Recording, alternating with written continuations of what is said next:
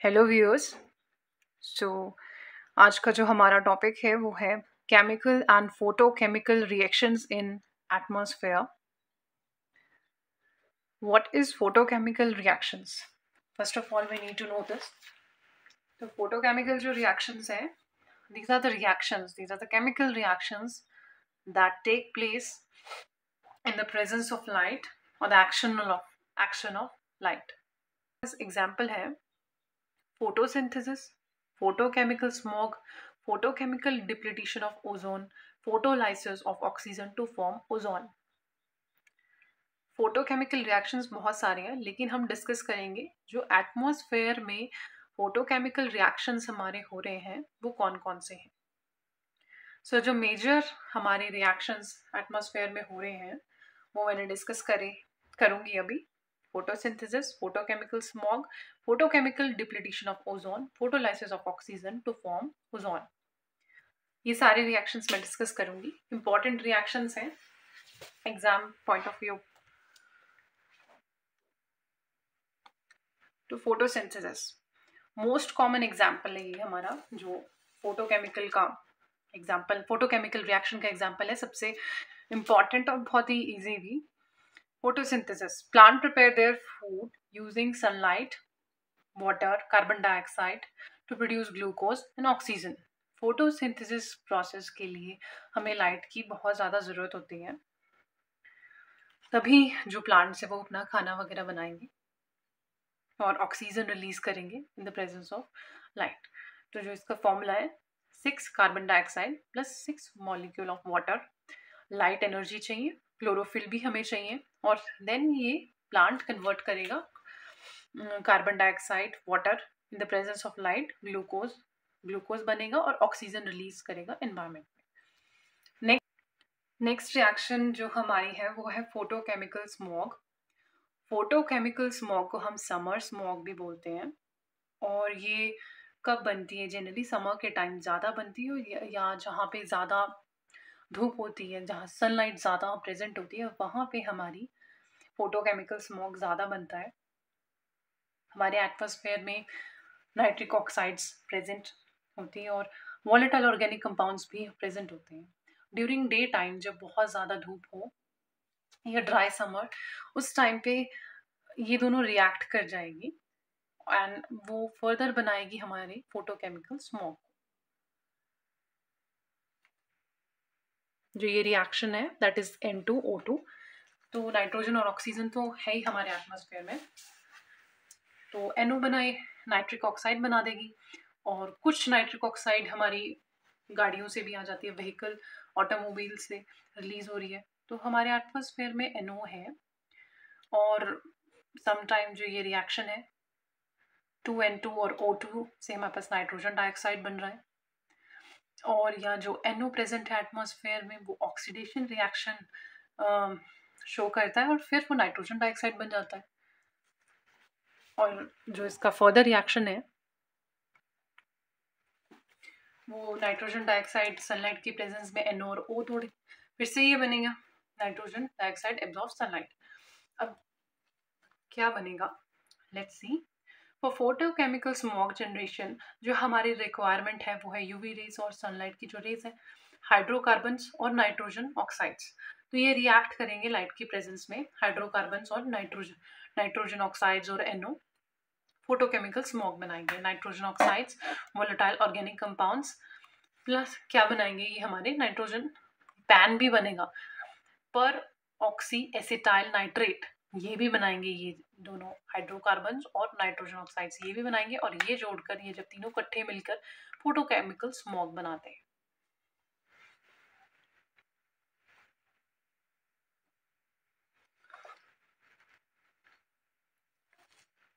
और जो photochemical smog हमारा प्रिपेयर हुआ है वो अच्छा नहीं है एनवायरनमेंट के लिए, वो बहुत सारी हेल्थ प्रॉब्लम कॉज करता है ह्यूमन बींग्स को, lung tissue damage, lung cancer और वेरियस कैंसर्स, अस्थमा, फिब्रोसिस, आई इरिटेशंस, ऐसी बहुत सारी डिजीजेस कॉज करता है photochemical smog.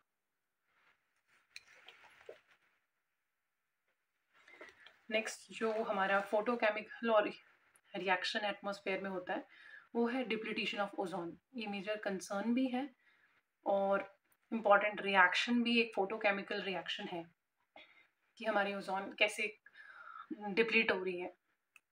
Chlorine initiate the breakdown of ozone in the presence of sunlight, which leads to depletion of ozone.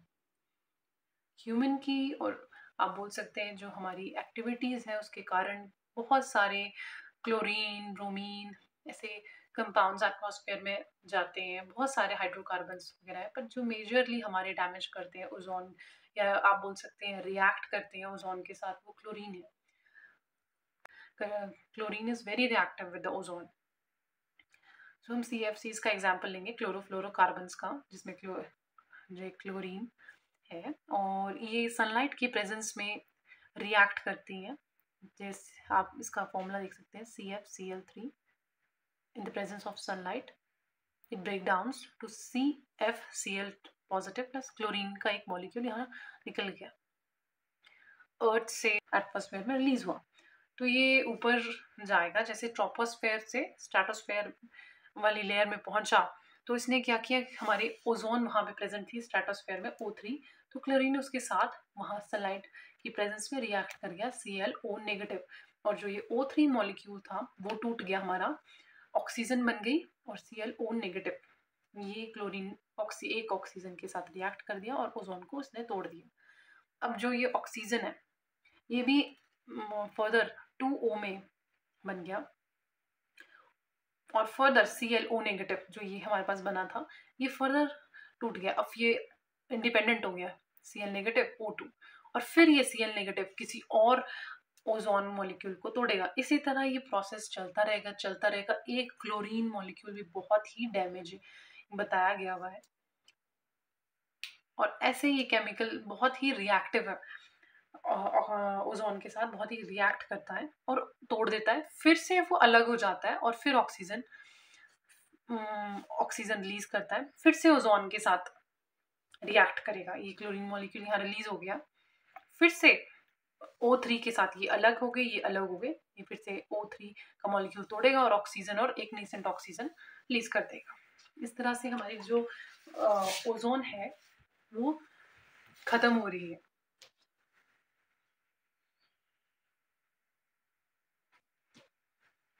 यहाँ पे मैंने जो डिस्कस करा था आपके साथ वो फोटोकेमिकल डिप्लीटेशन ऑफ ओजोन। अब जो नेक्स्ट रिएक्शन मैं डिस्कस करूंगी वो है photolysis of oxygen to form ozone. Ozone बनती कैसे हैं? तो photochemical reaction to form ozone require a short UV light wavelength which split molecular oxygen O2 into two free atomic oxygen molecule। Oxygen हमारे atmosphere में present है, तो अब हम देखेंगे कि ऑक्सीजन से कैसे ओजोन बनती है। तो ऑक्सीजन का जो ये मॉलिक्यूल है, जब शॉर्ट वेव लेंथ प्रेजेंट होती है एटमॉस्फेयर में अराउंड 240 नैनोमीटर, तो क्या करती है, ये ऑक्सीजन के मॉलिक्यूल को तोड़ देती है। दो ऑक्सीजन के नेसेंट एक्टिवेटेड ऑक्सीजन एटम हमारे एटमॉस्फेयर में बन जाते हैं और ये फर्दर रिएक्ट करते हैं। The activated oxygen atom is highly reactive and react with molecular oxygen to form ozone।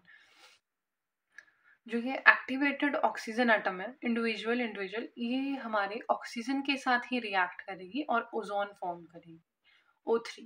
ये रिएक्शन देख लो आप, और इससे हमारी ओजोन बनेगी। जो ये रिएक्शन है ये ट्रोपोस्फेयर में भी होगा, स्ट्रेटोस्फेयर में भी होता है। स्ट्रेटोस्फेयर में तो होता ही है, पर ट्रोपोस्फेयर में भी देखा जाता है। जो ट्रोपोस्फेरिक ओजोन है that is considered to be the bad ozone because ये पॉइजनस गैस होती है। यहाँ पर ह्यूमन बींग्स और प्लांट्स हैं वो इनहेल करते हैं, तो that is very harmful to them. और अगर यही रिएक्शन स्ट्रेटोस्फेयर में होता है तो that is very good because ozone is considered to be UV absorber, बहुत ही अच्छा काम करता है एज अ शील्ड। जो सन की हार्मफुल लाइट होती है, यूवी लाइट, वो अर्थ के एटमॉस्फेयर तक नहीं आने देता, स्ट्रेटोस्फेयर में ही वहीं पे रोक लेगा। सनलाइट जो हार्मफुल है, रेडिएशंस जो सन की, वो वहीं पे एब्जॉर्ब कर लेगा और इससे प्लांट्स और एनिमल्स को काफ़ी फ़ायदा हो जाता है। छन के आती है, जो सूर्य की किरणें होती है वो धरती तक जब पहुंचती है तो जो उसमें हार्मफुल रेडिएशंस हैं वो हमारी स्ट्रेटोस्फेरिक लेयर में ही एब्जॉर्ब हो जाती है।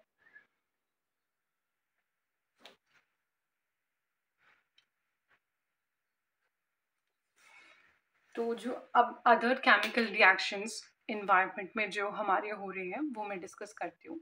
अभी तक जो मैंने 4 डिस्कस करे वो है फोटोकेमिकल रिएक्शंस, और बहुत सारे केमिकल रिएक्शंस भी हमारे इसमें होते हैं। तो जो इम्पॉर्टेंट है एग्जाम पॉइंट ऑफ व्यू से वो है एसिड रेन फॉर्मेशन।